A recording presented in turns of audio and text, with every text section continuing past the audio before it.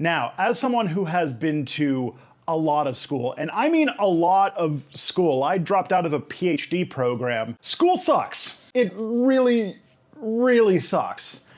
But it could be better. And that's what I'm going to talk about today. I have talked about why school sucks on Step Back before. It was one of my less popular videos, but I did make it, and I do have serious problems with the way that we do school, the way that we even think about school in our current society. Another thing that's come up recently in kind of reference to this channel is that I, more often than not, create anxiety, and I don't want that to be my legacy. So we're going to talk about how schools could be better and what a post-capitalist school might look like. Because fear without hope or something to reach for is despair, and despair is not a useful feeling to have. You should be anxious. There is a lot of very legitimate things to be anxious about right now, but we should be striving for something, not cowering against something. Anti-doomer action! Hi, I'm more of a joke than Kenneth Fetter, and this is Tristan Won't Shut Up. So I don't think you need a whole lot of convincing to know that the current way that we structure school really sucks. We build it with a sort of factory line mentality where we're just trying to move kids from age 5 to age 18 and really just move them along through time and try to get them through the whole process as fast as possible. And what fairly often happens is some topics are too easy for students, some topics are too hard for students, and you end up graduating with this mishmashed understanding of the world where you understand 150% of science, and like 48% of French, and 250% of f***ing around doing nothing in the hallways. And because everyone comes out with varied understandings of all of the essential subjects, when you go to university and you run into TAs like I used to be, you end up with a real grab bag of different skill levels based on the high schools, based on individual needs, and basically reproductions of a system that cares about getting just good enough in order to shove you along to the next part of the factory line. The way that school also functions is harsh, disciplinarian, and is more interested in teaching you how to accept authority and to obey those above you, rather than teaching you useful skills.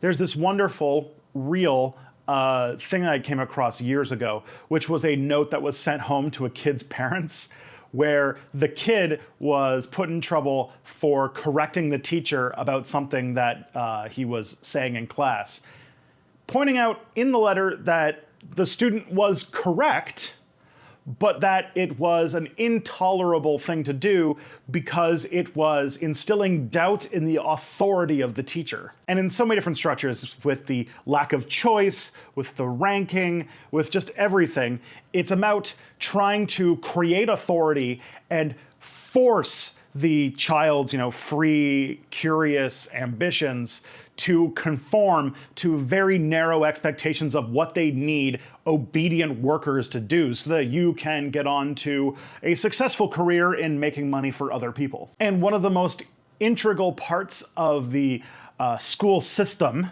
grading, A's, B's, C's, and D's, are part of the training to ingest and internalize a capitalist hierarchy, to teach people that some people are just better than others. Look, that person had a higher number. They are worth more than you. There's a wonderful video that came out by Ryan Hibbs that I really recommend you watch. I'll actually put a link to it down in the description, but I imagine a lot of you have already seen it. And because these grades, which as somebody who has marked a lot of essays, can sometimes be extremely arbitrary, class differences can cause different levels of performance on things like standardized tests and assignment grades, which have huge impacts on a person's life down the road. We have teenagers who are pulling their hair out trying to get ready to perform in the standardized test because if they don't do super well on this test, they have ruined their lives. And that is not a thing that any young person should be under pressure for. And on top of that, people's brains work differently and interpret and absorb information in different ways. And that can result in extremely poor grades for people who really don't deserve it. Typically, these are called learning disabilities, and they can cause a lot of trouble for people. I say this as somebody who has one. I have ADHD, primary inattentive disorder, and anybody who knows me can tell you that that caused me a lot of trouble when I was in school. First of all, when I was a child in the 90s, there was still a question over whether or not a disease that had been in the DSM for decades was even real. So we facilitated between me having a condition in which the school was wholly unprepared to take care of, or the more common outcome, which was the school just making the assumption that Tristan was a bad student who was a big dum-dum who wasn't good at doing the school stuff. And so yeah, I graduated high school with a D- average, and then through a long process went to university, got into grad school, and dropped out of a PhD program, which just goes to show you just how useful grades actually are. By the way, I'm not calling myself smart because I went to grad school. Anybody who's been to grad school can tell you that you can get some seriously advanced degrees and still be an idiot. Don't worry. So if we're gonna have a big reassessment as to the purpose of school, we're probably gonna have to have a conversation about what school is for. What is the function of these buildings we've built in all of these towns? Under capitalism, we have one goal, and one goal only, which is to produce people who are trained for their vocations, i.e. it is an over-decade-long job training program. And the first thing we're gonna have to do if we're gonna have a post-capitalist education is we're going to have to stop looking at school like this. Stop it. School is about much more than training for jobs. Education is, for all intents and purposes, for development. Development of all kinds. It's not just to develop you into a better employee, but to develop you into a better and more well-rounded person. For children, schools are the place where they learn a lot of socialization. This is why I'm not a really big fan of homeschooling. School's one of the few places that children have a space that is separate from adult authorities, where they learn how to function in a friend group, they learn how to make friends, they learn how to maintain relationships, how to be part of a community. And that is an extremely important part of school, and I would not want to take that away in any circumstance with a post-capitalist school. Also, fairly often, it's a point of contact for services. Now, this has become sort of unofficially part of what schools are for under neoliberal capitalism. Things like breakfast programs sort of exist in a space where this is a place where children are guaranteed to be, and so it's in a place that is a guaranteed point of contact to give government services to these children. And I think that that's a perfectly good service for a school to do. That is a place where kids should be.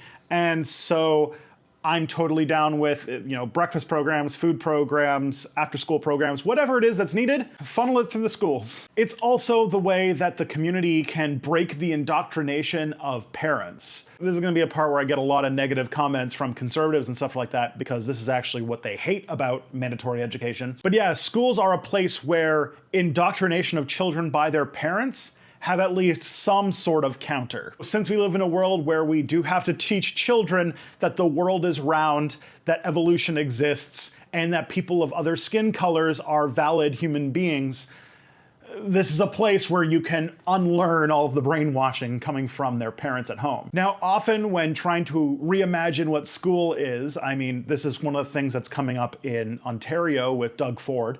Before COVID, one of his education plans was to get rid of a lot of schooling and replace it with online video lectures, which was an obviously idea. But it's not uncommon for people to talk about how to fix education with more technology, more smart boards, more fun, cool gizmos and gadgets to fix all of the glaring problems of the decay of neoliberal capitalism. On a long enough timescale on neoliberal capitalism, we're going to end up to a point where soldiers and cops are the only government services left. Let's talk about where technology fits and where it doesn't fit. Where it does fit is when it comes to lectures.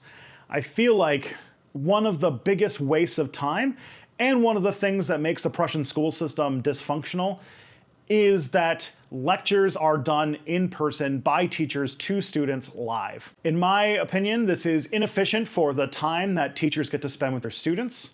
It's ableist because a live lecture with notes can't be replayed, can't be played slower, can't be played faster, can't be repeated, and it limits the amount of curricula that can happen at a time. If a class has to have a certain amount of students and a teacher who is qualified to talk about it, you are limiting the course diversity of a class, which limits the amount of options for students to take interests in. So that means, to me, lectures and the actual lessons should mostly be video. And the time that is spent at school should be focused more on one-on-one work with the teacher and the student, so students can work through difficulties they're having with the content.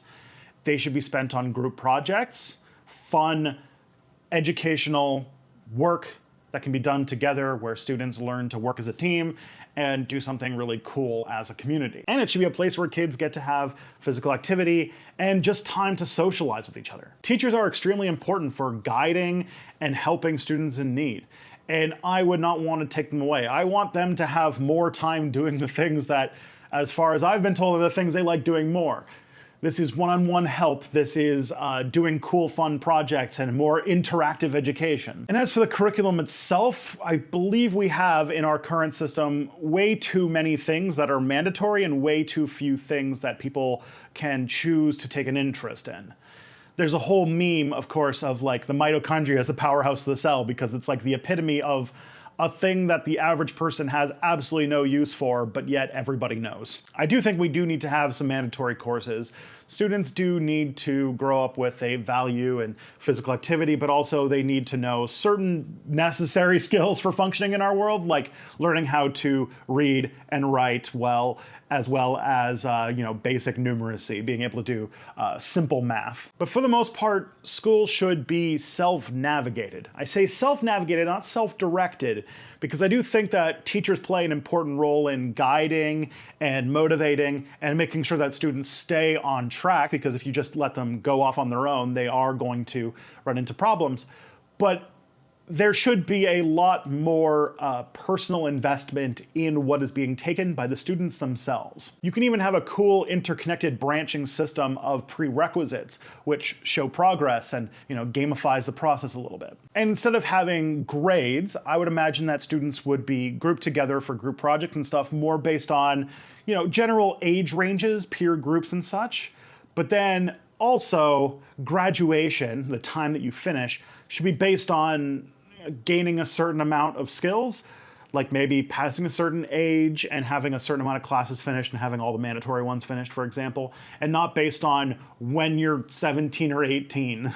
Some people need more time, some people need less time, and there's nothing wrong with either. When school, quote unquote, ends, it's not so much that it's over, as much as it changes form. Either you go off to university in order to become more specialized in a certain area, and in many streams I point out that I actually think that all people should have the right to go to university because it's important for having those crucial few years in your late teens and early 20s to be a separate entity from your parents and sort of become yourself in a way, explore different things, explore your curiosity, explore who you are and where you are in a context with other people.